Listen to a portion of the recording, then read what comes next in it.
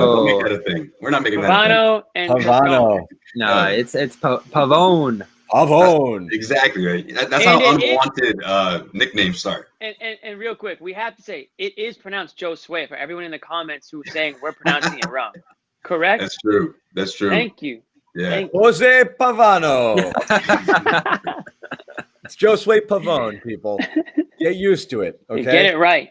So spitballing on the offseason is not a ton of traction. I think since last we spoke, the Lakers won the NBA title. And we'll talk a little bit about that and where that places them kind of in the history of NBA franchises. If I'm not mistaken, that was title number 17. 17.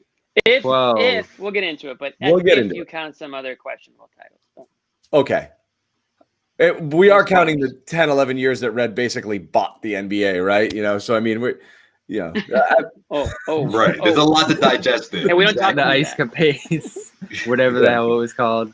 Yeah. So all right, let's get into it. The first thing is what are you going to do in the offseason? You can talk about draft, but nobody knows who any of the players are except for Bobby. And we'll give him a chance. Even I'm getting there. Yeah. and he's I want Bobby's top 3. It's not a great draft. The Celtics have 3 Midland picks. We're going to talk about that a little bit, but all you can look at here is free agents and trades and free agents and trades. And for whatever reason, Marcus Smart gets less and less popular as you get further away from the season. And so it's always what you remember what he did last. And what he did last was take 75 shots in a game that they lost to the Heat. And everybody's mad and seems to be getting madder about it. And again, Celtics don't have a lot of options for trades right now. So Marcus, it's a double whammy with him. He's getting hit both ways. The recent memory of him is a guy who's undisciplined and jacking too many shots and doesn't fit with the players you have, which again isn't entirely true because he is a distributor and they actually play well when he's on the floor. He just has those moments like Game 6 where he's got to rein it in, and that's happened before. The other is he's really only he's really got the only guy with a tradable salary and the only asset that you can deal. So naturally his name's going to come up. So one trade that came up, and I'm going to start with it here, and then we'll kind of kick around other possibilities on the Simmons and Zach Lowe podcast, a theoretical swap with nope. You hate it. Pavano doesn't like it. No, he's lead-off. He already hates it. That's a lead-off. Simmons, come on. Simmons, it's so funny. Simmons is the boomer devil for young Celtics fans out there, okay? Yo. I love Simmons. Yeah, you nailed it. That's exactly what, yeah. He is just bad boomer. Nobody wants to hear anything coming out of his mouth. But this scenario was Smart to Golden State, Smart plus 14, I believe, to Golden State for the number 2 pick, which again, it's an uninspired draft. We could kick around some of the players who might be there, and we'll let Bobby spitball at that. But at face value, is this a deal that you would do if you're the Celtics? Let's start with Josue, because obviously he's not liking it. Absolutely, 100% not. Like, I don't understand why people completely forget. And I love the way you led into this conversation with Marcus Smart. Like, how soon they forget.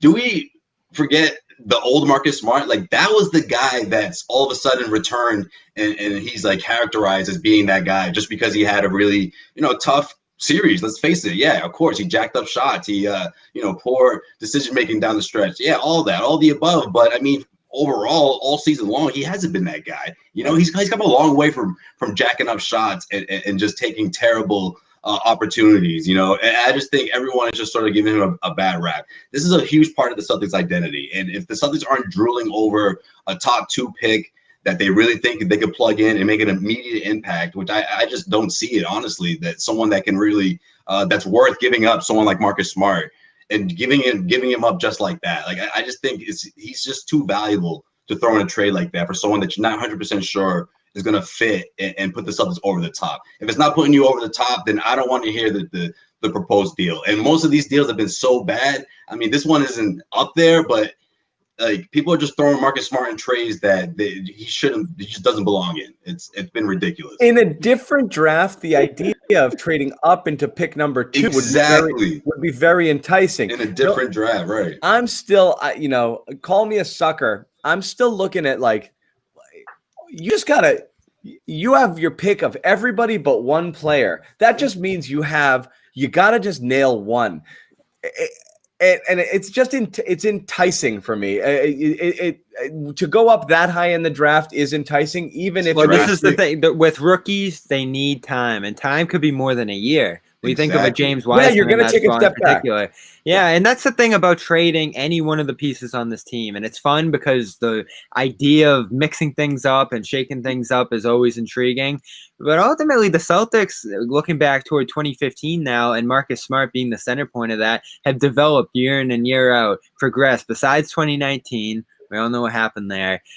They've taken the step to being a veteran team. Even the younger pieces on this team, Brown, Tatum, like they're foremost players in this league at this point. So Smart, I get why his name gets thrown around because the contract's good. It can match with almost anybody, and it's enticing for other teams because he, as we talked about in our last episode, can be that chemistry piece for a team. But I think no matter what, the Celtics are losing something there because you guys talk about the offense.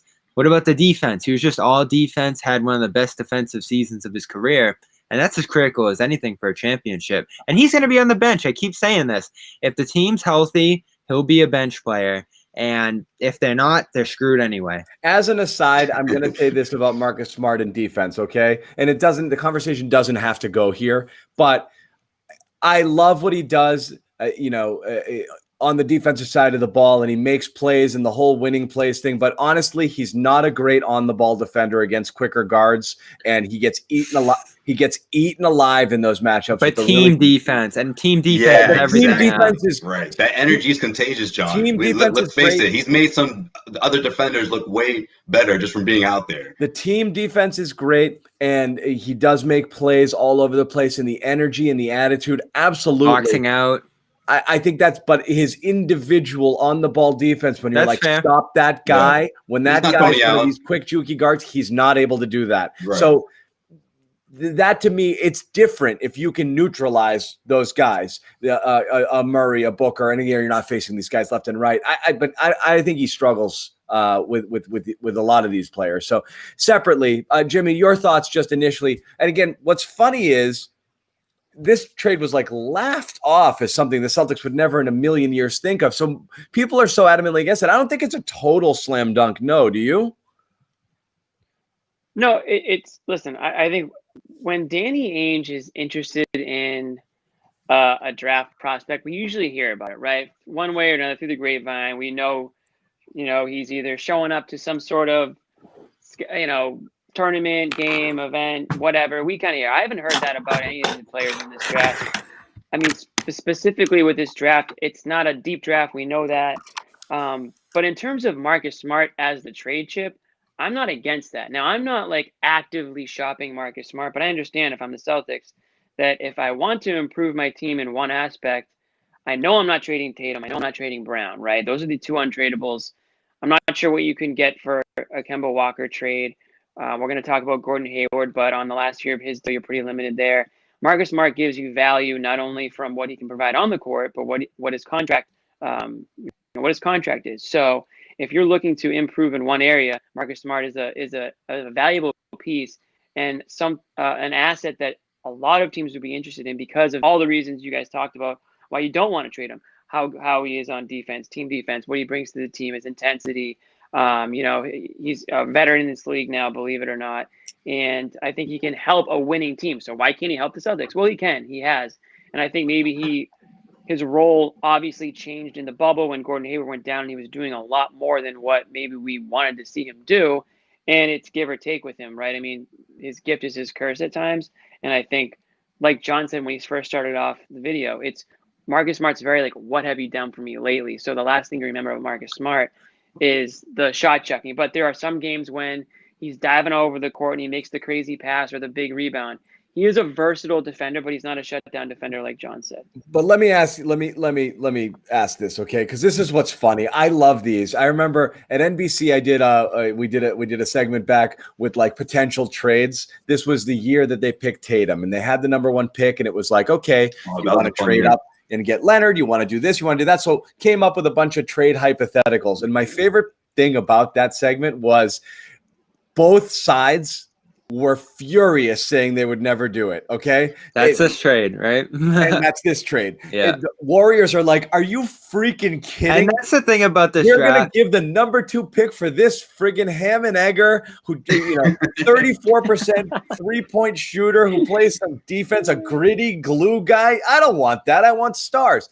And that's the whole thing is it's the promise of what may come from something like the 2 pick of a potential third star. You got to home grow these things. This is why I'd be for it. But who though? Who? Here's Who the thing. is It doesn't Who's the matter. guy? Yeah, it doesn't matter. It does matter. you Though. know You have where to your have an idea of ceiling- who you want. You know where your ceiling is now, which is play everything perfect, have no injuries, possibly get to the finals, and then who knows what, maybe for the next year or two, or just next year. But in order to get to that next level, you're going to need a third star to put with Tatum and Brown. And chances are you're not going to be able to go Supermax sign that guy in 2023 because you're going to have one of those teams that has 3 players and then friggin' nothing. Mm-hmm. Okay. Right. If you can make the money work. So the best path to that is home grow it. You got to find a way to, it would have been great if you hit a home run on a hero. Again, we're not going to say hero is that guy, but it would have been great if you hit a home run with one of your non-lottery or lower lottery picks. Yeah. But right now, this is the best chance you're going to get a guy. And again, this is a hypothetical trade, but I do this every day of the week. Because it's just possible that you hit that home run. I'm not looking for next year. Your championship window is this short if you stay with what you've got right now. It's 2 years. Or you possibly extend it into the Jalen and Jason's prime by hitting a home run. And I would absolutely take that swing. Okay, but that makes sense in what you're saying. But at the same time, Josue's all in. Okay. At the same Just time, start with Jimmy and then Josue. Yeah. Okay. What you're saying makes sense. You obviously want to spread out the wealth, and you want to have guys rotating into your roster that contribute at all different times of their careers, right? But if you're the Celtics, you're at a point now where you were, you can make the case that you should have been in the NBA Finals. You're right there. Again, I'm not against trading Marcus Smart or Gordon Hayward, but do you trade them for a prospect, somebody you have no idea on, somebody that's not going to help you theoretically next year that much, right? Maybe it could to an extent, but when you make a trade like that, don't you want to make sure you're getting something back to you, like a proven commodity, something that can help you take you from Eastern Conference Finals to NBA Finals? And I just don't know if you're the Celtics, if that's the trade that's going to do that for you. Now, if you're the Golden State Warriors, I mean, that's exactly why they would make the trade, right? Because they're having their guys all come back, and they're at the cusp of going from this might great be to even greater if they bring Marcus Smart on. So they're saying, well, we don't think we need a top prospect because we're built for NBA Finals already. The Celtics could make that case, except they're set a little bit more for the future. And obviously, if you want to talk about homegrown products, you can just look at the Warriors because that's why they are where they are. And the Celtics are Clay. starting down that path because you've already got 2. Right. So why do I you agree. They're starting down that path. Yeah. John? No, What's that? Like, why would you stray from the path? I'm not. I would because continue on. they may have hit their peak. Where I believe they may not be able to go any better. I believe they've hit Well, their the peak. case is. Hold on. Let me get into it. Go. Yeah. Okay. So the reason I say it like that is because look, Danny Ainge has orchestrated this thing somewhat perfectly, right? Not perfect, but nothing's going to be perfect in this league, right? So what I mean by that is you have Marcus Smart at making 13, 12 million, right? What a steal. Plenty of value there, right? Jaylen Brown. And I think this is a move that has been so overlooked. You lock in Jaylen Brown for that amount of dollars, right? Compared to what Jamal Murray made, I don't even want to go down that road, but just, I'm throwing that out there just so you can use that, to compare to what Jaylen Brown's making. That's a steal and a half, guys. Jason Tatum, Jaylen Brown, these guys need to turn into the Kawhi Leonard and Paul George of the Eastern Conference. Now, look, I know the Clippers didn't do well. I know that story didn't end well. But what I mean by that is these 2 guys need to take control of the team. They need to lead the team. You had these 2 guys locked in. You have Marcus Smart. That's a bargain right there. Why are you going to rock the boat and trade someone like Marcus? I'm greedy. I want a third star. This is a huge. Will Marcus Smart allow them? Will Marcus Smart allow them to take the reins, or will he do more of the performances that we saw? See, that's the thing. Look, I'm adamant what happened? I'm adamant the conference finals. Look, I just think this team's been around each other for quite some time that they can iron those things out. Like, I don't think it's the end of the world. Are they good enough? Yeah, to I'm win at it. the This NBA team doesn't Finals? need to make a drastic trade. It just, I don't see it. They're good enough to win, Jimmy. I just think their health's fleeting, which we've seen the last couple of years, and they don't have the depth to sustain when they lose one of their core guys. Now, if they're able to maintain this group for years to come with the Hayward restructure, which is a possibility out of all of this as well, I still think they're in a pretty good spot with their top-end talent to contend. And if they can mix in one good draft pick, it feels like they'll have enough of depth there. But what John describes here is important because they don't have tradable contracts into the future, especially if you lose Hayward and you're not filling out that spot there. And Smart does only have 2 contracted years left. So what you're looking at here is you want to contend now, but you also want to have assets alongside Brown and Tatum for all the years they're going to be here, because then you get into the back end of their deals and you still want this to be a competitive team. Mm-hmm. I don't like giving up a championship window, which is what you're ultimately doing. I feel like if you're trading Marcus Smart for lesser value, but it is smart to have tradable contracts, assets in the form of draft picks, things that you can carry into the future to, as John said, make that big strike, pull in another star in the ensuing years, because this group ultimately does only have 1 or 2 years. When we think about Kemba's health too, to win a championship, and that could fly and they might not be. They might have swung and missed, because we don't know. One injury and you're done. Yeah, we could don't say that know about like every team. Right, but the best part, and the best thing about that is, I mean, not to put it this way, but you guys know what I mean. Like, Kemba Walker, if that was the case for someone like Jason or Jalen, like, I still think these two guys are on their way up. Obviously, Kemba is where he's at in his career, and these next 2 years are so crucial because they're probably going to be down a hill after that. You're a little bit worried about Kemba's health moving forward, but again, I think if you can somewhat go into limiting his minutes throughout the course of the regular season, making sure he's good to go, come the postseason. I think Jaylen Brown is that good. I think Jason Tatum is that good. We're going to see an all-star season from Jaylen Brown. See, I think we agree on that. But that's the thing is, I think this is the problem with the Marcus Smart debate. I just think you're locked into that window. A lot of people think when you try to get rid of him, you're getting rid of him because you don't like him. It's not that. No, that's not right. It. That isn't it. It's like Bobby said and I was saying earlier, is you're doing it to, you always have to manage now and down the road. You're not, this is not win now or bust when your core players are 22 and 21. You know what I mean? Is like, that's not what you're worried about winning now. You theoretically have a 7-8 year window to build this roster around these people and make sure that when, you get to the point where Tatum's going to start to have choices, that you have something here that's worth staying. Because the one thing you don't want is Mr. Friggin' LA or, a 25-year-old guy looking around and like Miami's kind of cool. I was just going to say that. Yeah. Dallas is on the rise. There's some legitimate destinations rising, and LA is trying to get off that Luol Deng contract. So you got to worry about that. Third max. You're as much managing for, I got to keep these guys here and happy and make sure that I've got the team that they stay. You don't want a Giannis situation, or you don't want a Kawhi, whatever it is. You don't want people looking around like Kyrie Irving situation. Kyrie. So New Jersey's fine. So that could be part of the problem, is you have to constantly be building there. For me, the Marcus thing, I would take that swing even if it makes you a little bit worse, because I'm not as let me throw some more enticing names at you guys, because you're not going to get excited about the draft because those guys are years away from being important players. But I do think there's 2 teams out there that would be interesting team partners for Boston. I look at Orlando on the Hayward side. We talk about Nikola Vucevic, Aaron Gordon, those kind of guys, because they're flatlining out there. And I think a Hayward to mix things up there would be intriguing for a team like that. And I look to Sacramento on the Smart front because that's a team that had been interested in him in the past. And they're going to have to trade Buddy Hield because of discontent there. I mean, it feels like he wants to be out of there. So that's those are 2 names I'm looking at. That's a lot of money on Hield. That's a lot of shooting. But is he a better fit offensively? Yeah. You would do that Boston, to Marcus Smart? You would send him to Sacramento, man? It's not me. It's Danny. That's just painful. I can hide behind Danny there.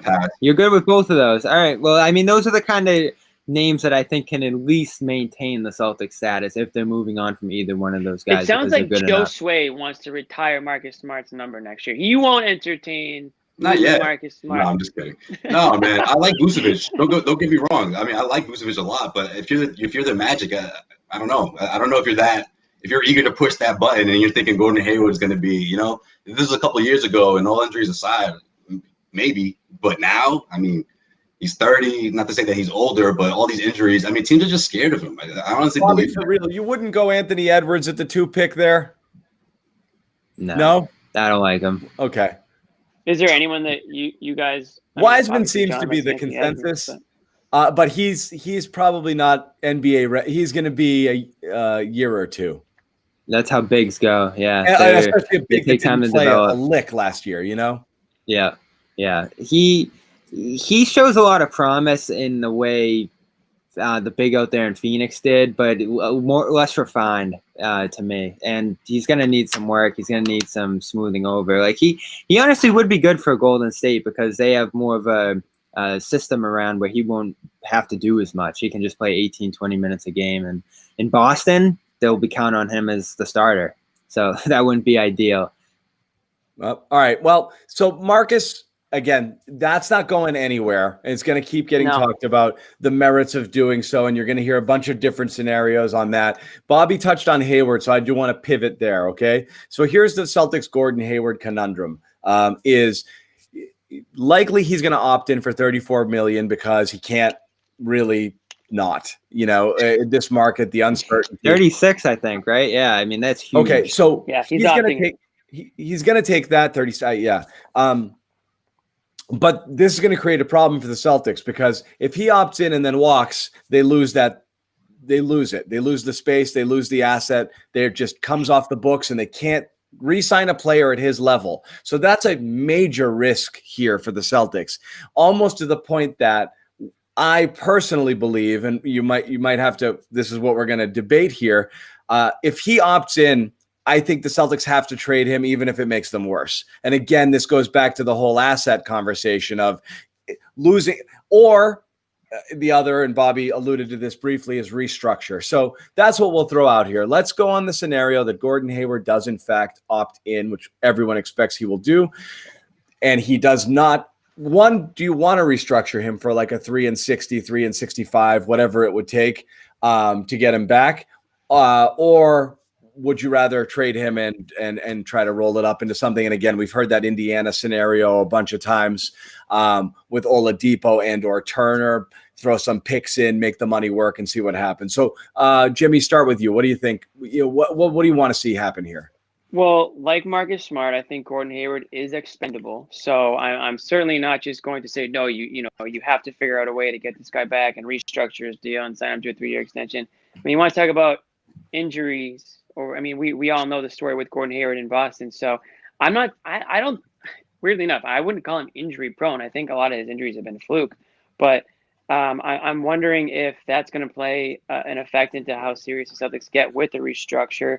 But John, like you said, I mean, the last thing Danny is going to want to see happen is just watch this guy walk away and get nothing in return and not have that cap space. So I think he's going to exhaust all options. I said it in the last time we met. I mean, I'm not content with where the Celtics are at the 5. I'm not sold on Robert Williams. I hate to say it. I think that's a risk going into next season, depending on an unknown like him to sort of take that massive step and take you to that next level. So if Gordon Hayward, opts in and the Celtics do find themselves in a position to trade for a big that fits their style of play, and I don't know if it's Miles Turner or whoever it is, I think you absolutely have to look at that. And it goes back into what we're talking about with Marcus Smart, continuously adding, contracts that you can, grow in value, flip, restructure, extend. Yeah, flexibility. Exactly. It's part of continuing, building around Jason Tatum and Jaylen Brown. So I think that's something they have to look at. Now, a healthy Gordon Hayward, I think we all agree that, a healty Gordon Hayward probably takes the Celtics to an NBA Finals. That? I don't even know what that is. I don't. It's like you saw that up until the yeah. I healthy Gordon Hayward might as well be. They forget, Bobby. it might as well be the freaking Easter Bunny. All right, Okay, so- it doesn't exist. It's not real. Whoa! What do you mean it doesn't exist? Easter Bunny doesn't exist. Sorry, kids. Easy. Remember I'm when? not sure Remember about when he? Hey, a 50% Hayward saved the Celtics in Game 3 of that Heat series. Oh, goody. So I've grown. The idea of trading Hayward has grown on me. I'll credit Ryan Bernardoni in that, and the extension of that money idea that you want to maintain that over many years instead of just having that Right. one bang Gone. 34 and bust. Gone. Now I think there's value in that, and that if you really believe you can win the championship in 2021, you would stick with that and not care if you watch. But the Bucks are around, the Lakers Yeah, I are don't around. think There's just no certainty there. There's no Like, certainty. and you don't look at the Celtics with Hayward as being the super team. But if you restructure him, I think having Hayward still puts you head and shoulders above other teams in terms of that core. Yeah. And you have the certainty that you have him for many years. Luckily, this is easy for the Celtics. If he opts out, you can work with him. If he opts in, you can trade him. So the decision becomes fairly easy. And I think what's underrated here is Hayward can actually be very valuable for another team, not just because there's the potential of him playing at a star level, but because he clears $34 million off that team's books. And even though it won't clear up the Celtics, it could open up a max slot or very close to it for he another has team that wants to get value. on next year. He has value, but you may get a lesser something in return just to be able to kind of hang on to an asset. So it's in line with the Marcus Smart conversation. It could theoretically make you worse. I think no one's going to argue the on-floor product It will. is better. It will. It almost certainly will. No one's going to argue the on-floor product is going to be better if Marcus remains and plays out his contract and whatever happens there, and Hayward restructures or even plays out next year. But if he's there and he's healthy, which Hayward's never been healthy, I guess. We all forget the bubble. Last full year he was healthy. The bubble was 8 games. Okay. Last full year he was healthy. I think he had one kid and he lived in thousands of miles away. Okay. Oh man. Yeah. Daddy's always happy, right? No. Listen, with Gordon Hayward, I think when you remember when he said that? No. Yeah. Listen, with Gordon Hayward, it would be easier for the Celtics if he opts in, right? Because you have to trade him. And I think realistically, that's probably what's going to happen. But if you're the Celtics, you have to showcase the guy. Again, to my point, you have to prove, or at least that's a good point. He can play to the level that they saw, I guess, 25 months ago, because you guys already forgot. I mean, he did that all season long. He balled out. Like teams that doesn't. He got hurt 3 times during the year. Right, but listen. If you showcase him, he's gonna get value. Running into a pick. I mean, the guy's made of glass, Josue. I know we're saying we're not injury prone. John, that's why I'm not saying 4 that times a year. That's why I wouldn't want to see the Celtics restructure his deal, honestly. And look, I hate to say it, but like if you look down the road, I just don't see.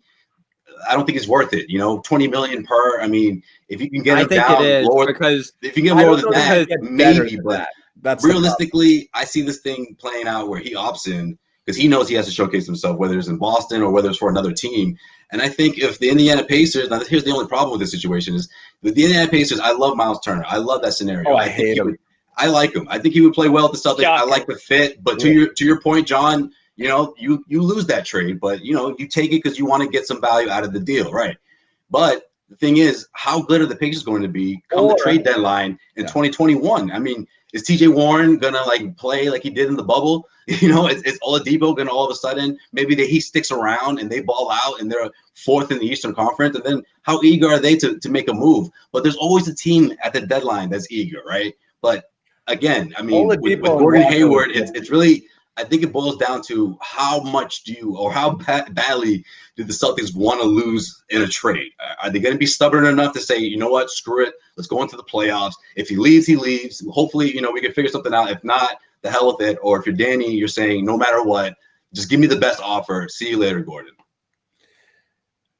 I think you do in the offseason, and they'll do it too. You want to integrate a guy during the offseason. You want to get that done, have the book set. The decision, it's going to be a tough decision, and not just because of the basketball and who you're getting back and this and that, but you're also trading a guy who signed in Boston, and you want to have some favor for guys who want to come to Boston in the future. It's something that they built over the last 5 years that never existed before. Sure. And all of a sudden you are running into that Isaiah. And that's a consideration because when Anthony Davis was on the table, all that stuff drummed up. And you can think about the Lakers and this and that, but it was noise. It was noise around the league. It was noise with agents that they don't care about their players and that they'll ship anybody off at a moment's notice. Plus, we have Brad's relationship with him, which is another thing.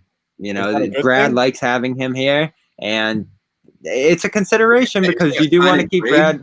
Situation like Rozier. No, I don't think you're going to do that with him either. It's just going to be the 34 straight up. And because if you sign and trade, you hard cap yourself, and they don't want that either. It's tough, but it's grown on me because of those future considerations. Yep. I'm not as opposed to as they used to be. But if they can work it out, I work it out with him and make it work long term. And that's what I hear the Celtics want to do too. Yeah, and so that's, again, it seems that you want to get him to do it. You wanted Al to do it, though, and it didn't happen. Again, we're talking about different offseason. I know, but we're talking it's different and totally different circumstances for sure. But you don't know. We don't know how happy he is here. We don't know. With idiots like us yelling at him every day, he might hear it and want to get out of here. We're not the worst of it, by the way, okay? There's Hayward, on the radio. You know, if Smart's a polarizing figure, you know, Hayward is, I mean, there's a lot of people who are tough on him. I don't know. We don't really know what he wants to do beyond. I don't want to call it a cash grab, but beyond just cashing in on this season. Beyond that, I have no idea.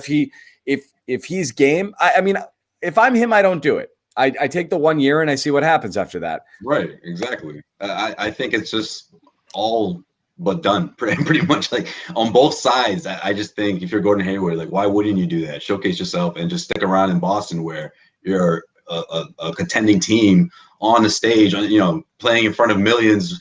When the schedule comes out, I'm sure the Celtics are going to have plenty of national televised games, and that's just his opportunity to showcase himself, especially those first 30, 40 games of the season. Yeah.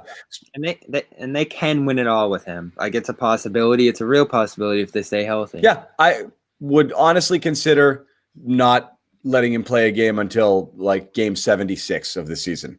Gronkowski, the Gronk move. Don't let him walk. Yeah. Come on in, play the last 10 games, and then playoffs. That's it.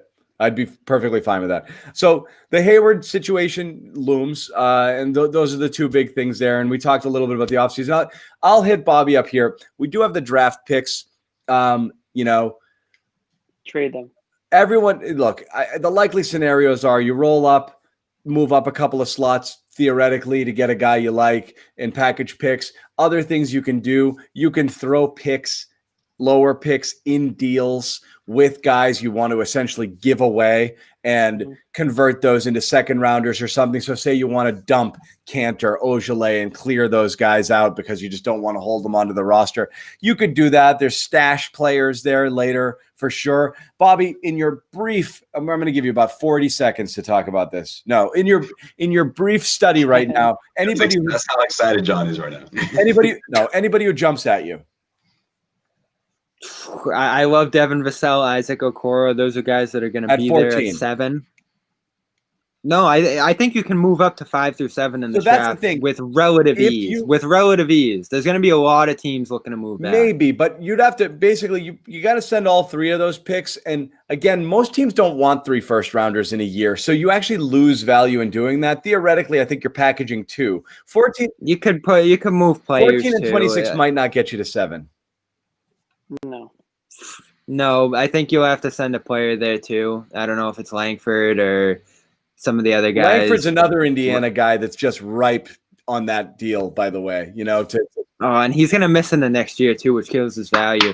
I'm just saying, there's a ton of teams in the lottery looking to move back, and there's not many teams looking to move up. I like Isaac Okoro. He's at 9 right now on a lot of the draft boards. Defensive guy, can get to the rim. Probably a replacement for Semi Ojeleye, who's going to be gone this offseason. Ojele's one of the guys I'm wrapping up and sending out in one of these deals. But yeah. Devon Vasel is explosive. He could be a bench contributor to the team. Defends like crazy. Probably high-end all defense potential there. His shot looks a little wacky. I've seen his shot in recent weeks, so Danny Ainge's going to love him. Way back, right? It's like, boom, the slingshot. What happened there? I don't know. So maybe Way over not, the the top. time, not the time to change. maybe after everything, seeing but- that, he'll be there at 14. I'm not counting on it. No, I think they got to move up. They're going to do whatever they can to move up in this draft because I hear the Pistons talking about it. I hear the Knicks talking about moving back.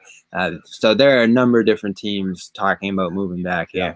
All right. So Bobby's going to have more on the draft. We're digging a little deeper here. What's the draft date, Bobby?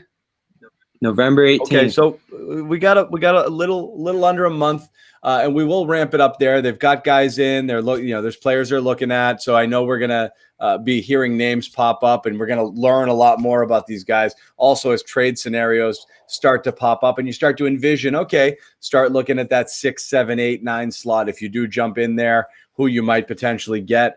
And again, it doesn't seem to be the most exciting draft, but it's certainly more exciting than drafting another wave of Grant Williams, Carson Edwards, and James Young. You're right. James Young. Yikes! Sorry, I shouldn't have said that.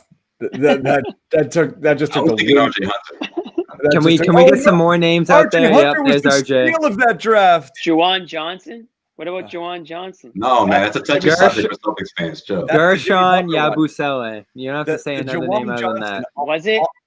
On the table at that time was Butler and Johnson. Jimmy Butler, dude. And Jimmy half the room wanted Butler and half the room wanted Johnson. That's the story. And they were really debating it hard up until the final thing. And they went with Johnson. And that's still, people close to Ainge say, that's still one that just eats him alive, you know? That's tough. as it should. Because That's so those were both considered, and there was a strong argument for both players in that draft, and they went with Johnson. And talk about a guy whose shot just kept getting further. Yeah.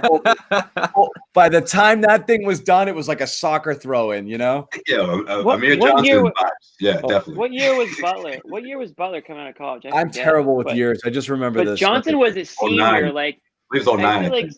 everyone knew who Juwan Johnson was at that point. I don't know what the big, I don't know. That's a That killer. was a. That was Hey, a tough everyone knew who Carson Edwards was too. That's how it goes Right. with the draft. Right. 2011. Excuse me, 2011. Last thing I want to move on. The Lakers won. Deservedly. Purple and gold confetti. They did. It was They won. I said they were going to win. John, you didn't believe in the Lakers throughout the entire Neither did I. bubble, and yeah, you or Bobby. I think me and Joe Straight were like, "No, it's Lakers. Like it's gonna be Lakers," and you guys were like, "Nope, I not thought deep enough." look, I was taunting you guys with Heat and 6, but I agreed with Bobby that the Heat would make it more competitive than And they did. and they did. They What's did. funny is when they won game 5, when Butler saved them there, he was giving post-game interviews like, that's all I had. You know, like Oh knew my God! Did you see him I walking? mean- He did the old man getting out Yeah. of his chair, Yeah. creeping away. Right. That was their championship. All of the commentary is like, I did it. We did it, man. You know, it's like, you really didn't do anything, but it kept Right. the series competitive. It looked closer than it was with the 6 games there. But Yep. less about that, more about the two questions off of it are, I'm never a legacy guy.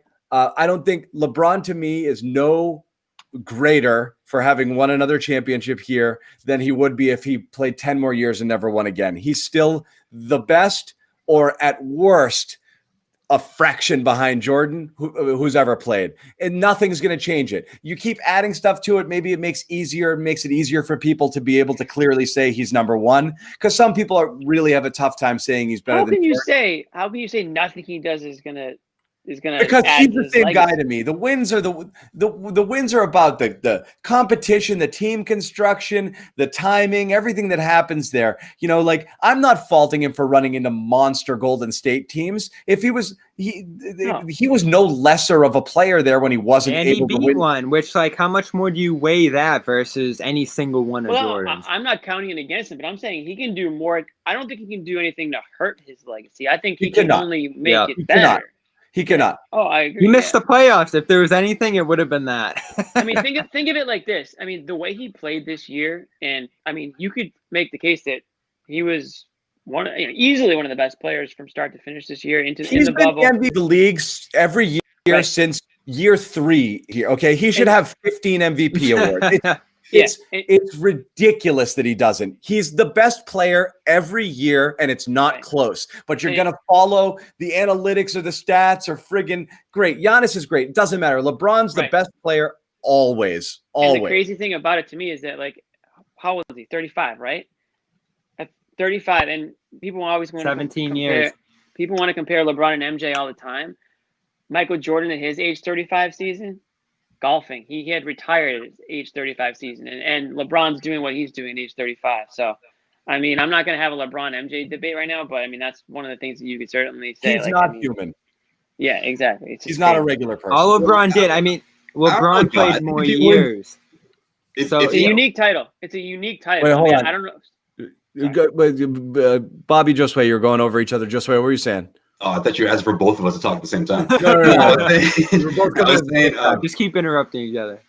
Regardless if he's not the number one scorer on the team, if you're one of the top two guys and you're leading the team, if you're putting up stats the way he did in the NBA Finals, I mean, you're going to push the needle in terms of that conversation. In this championship in particular, doesn't really bump him up on my list. Maybe a slot or two, but I mean, at the end of the day, if you want to put him over Jordan, John, you're going to sit there and say if he goes off and rattles 4 more titles or 4 titles in the next 6 years that you can't even at least say this is maybe not more of a conversation, but more of a declaration that he is the greatest. I have him ahead of Jordan already, and I have for years. So it doesn't change my opinion. Oh, I mean, sorry, not you, but you know, anybody else's people opinion, will, but it's almost like the Tom Brady conversation. He'd already established himself as the greatest, and then they're like, "Oh, is this a legacy-defining championship? Right. What if he loses? What if Tom Brady falls to 500 in Super Bowls? Is that going to hurt his chances?" You know, like every time you serve him up as a chance to add to that resume, there's also a chance theoretically to detract, which I think is nonsense.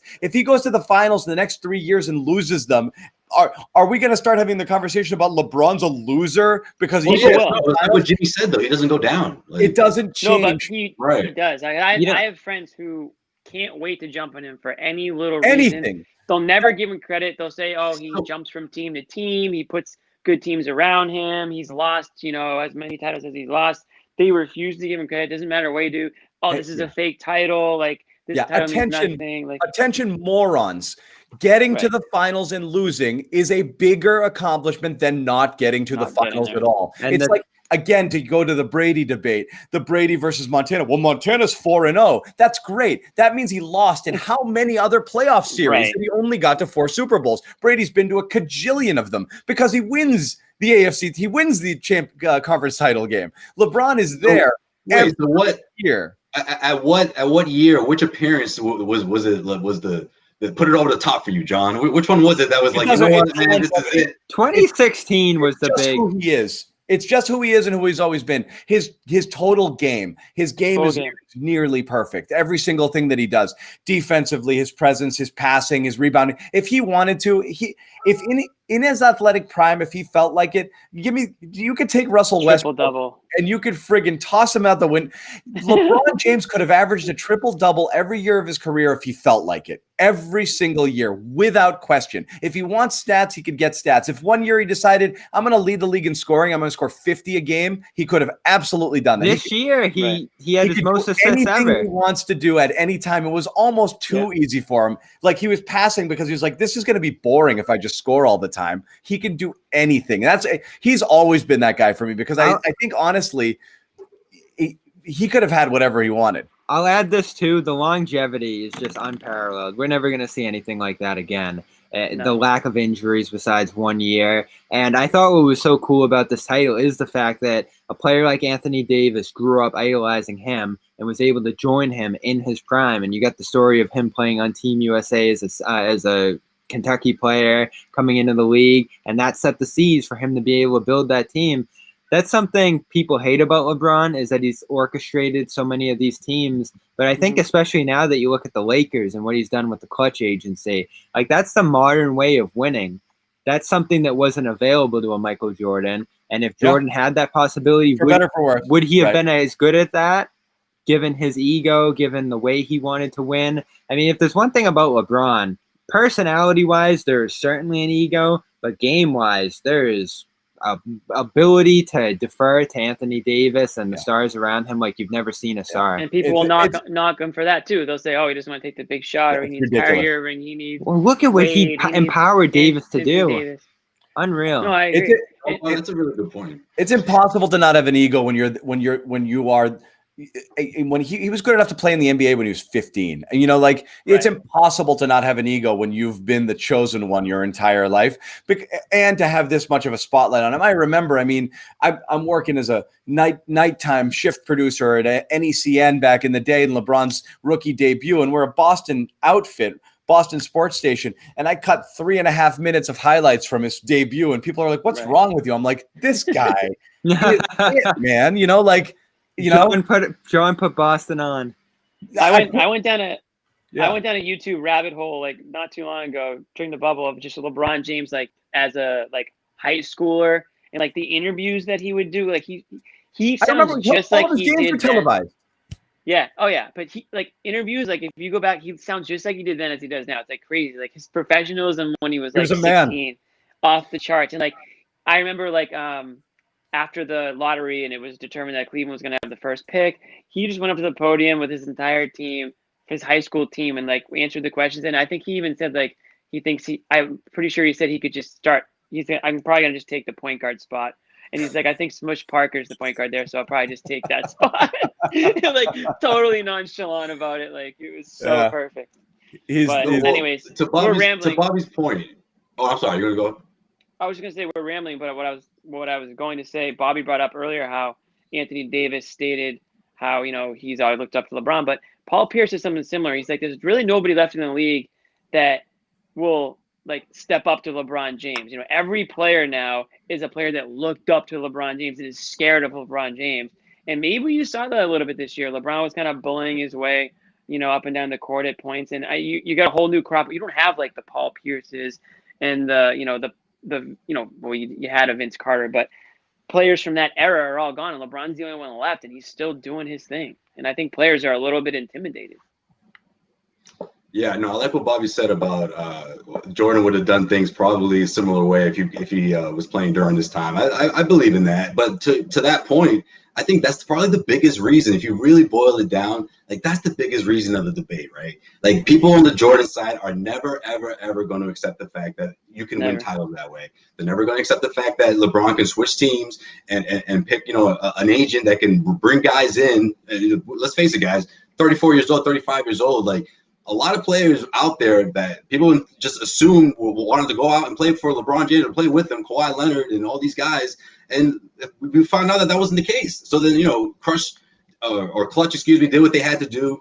And, they orchestrated to get Anthony Davis there, and the rest is history, which is, I think, a lot of the reason why whatever he does from this point forward is sort of going to be looked at differently. What he did in Cleveland pushed him way higher than anything else, down 3-1 to come back in that series to knock off that Golden State Warriors team and the way he did it. I think that alone put him in a space where I think he sort of popped out when it comes to diehard Jordan. That was the one. I don't think Jordan popped out with Jordan fans on that one. I don't think Jordan has anything that matches that. No, you don't have that to do that by yourself pretty much there. Well, not by yourself. You had Kyrie, but still that one was incredible. Before we could go off on LeBron for a bit, the last thing I want to talk about briefly is for Boston fans, this one stung a little bit because it was Title 17.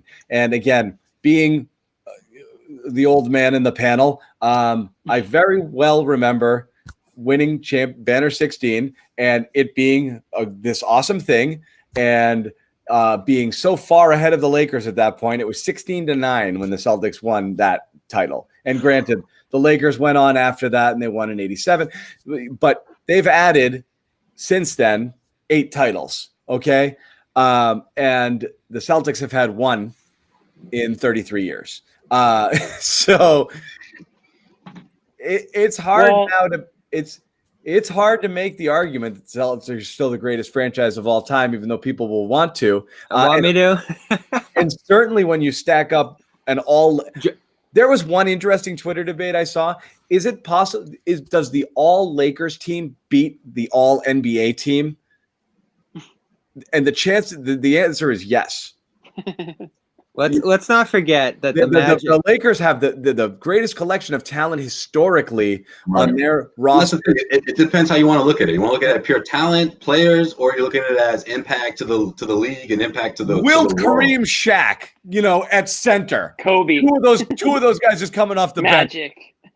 Right, exactly. Magic, Kobe, LeBron, Anthony Davis is backing up now. Okay, yeah, but then if we're talking impact, Red Auerbach, what Bill Russell did, here we go. The color barriers, like, you know what I mean? Like, this is a lot of. How do you want to look at it? You're talking about talent, or we're talking about impact? Exactly. Because there's no other franchise that impacted the NBA, the basketball world. Not impact. That's the different. Celtics. That's different. I don't disagree there. You would have seen a bunch of goofy, freaking white dudes dribbling around in the 80s if freaking Red Auerbach didn't come along. You would have seen Magic Johnson and the Celtics dynasty and those guys going at it. We had a few. Well, here's my question.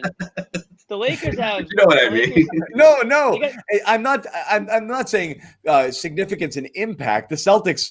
Okay, pure talent. You're talking. I'm just saying the most successful and the greatest. That the LA 17 might be more impressive than the Celtics 17. The Celtics won a lot of those at a time when they would have 5 of the 10 best players in the league on their team because of the way that they were able to manipulate their roster. They won so many in a row and accumulated them over such a tight period of time when they just dominated the NBA. But when you space it out over time, when there's more teams and it's more competitive and into the modern era, it's really hard to argue against it. The Lakers have been the better marketing team, and that's gained them a lure that I think has put players, legends into their lap. I mean, we look at how they got Kobe by Kobe just basically diverting himself there in the draft. Shaq doing everything he could to get himself out of Orlando and go there. I think it's more impressive to see what Boston's done with a practice facility in the back of Boston Sports Club for so many years, being in a cold weather climate where no one wants to go, trading up in drafts for Larry Birds and Bill Russells, and just making all these shrewd moves. Even the latest one with Jason Tatum. College, Bobby. Back in the day, Hellenic College. Yeah, it's been impressive what they've been able to do in spite of things. I was playing Greek League basketball downstairs, and Joe Klein and I was running laps upstairs. I couldn't believe when I went in 2018, like, wow, this is where they practice up in Waltham. Hellenic College. I was there playing ball when Celtics would be working out and stuff. They were winning championships. That was before sports club. Yeah, well, the training facility in El Segundo is not that sexy either for the Lakers. But anyway, I'll say this though: the Lakers they won their 17th. The Celtics have 17, but the Celtics 17, they are the Boston Celtics. They have 17 championships in Boston. So we look at the Lakers, 5 of theirs are in Minneapolis, Minnesota. So he's got the pen because he did the math on this right before. I just did the subtraction. 17 minus 5. You had to write it out. 12. They have 12 in LA.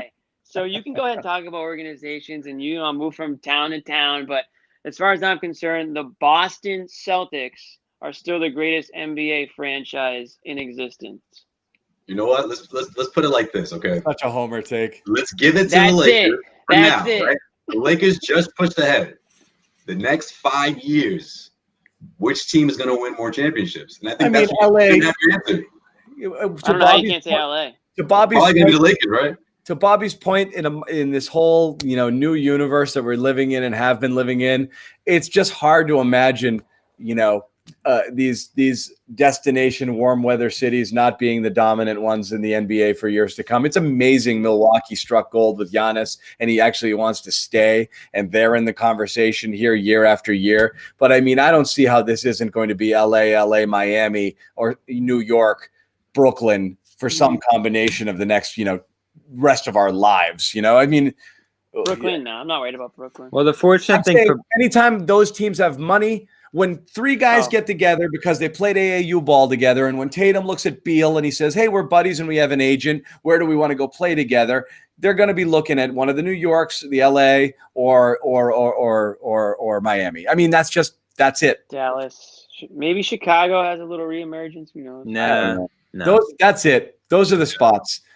Those are spots. Which, again, to Bobby's point, why you're fortunate, you've had now 3 years out of the last however many that a free agent a top tier free agent has chosen Boston as a and I think in terms of doing it the old way with trading in the draft, with making trades traditionally, Boston's still probably as good as anyone in doing it that way. Right. They just don't have the accessibility to the other channels. And maybe Jason Tatum makes Boston that place. I mean, that's still a key point, that they got him, that they made the move, and he's become what he's become, to where he could eventually become that guy to attract others. And again, it is interesting because you're talking about that Olympic showcase. That's stuff like that. That's the very beginning, and that's why the Celtics did that strategically. Yeah, like send them all, and then here. This is where how many allegiances were made playing on Team USA roster? Jalen and Donovan Mitchell. Yeah. Guys, what did we? That's a good one.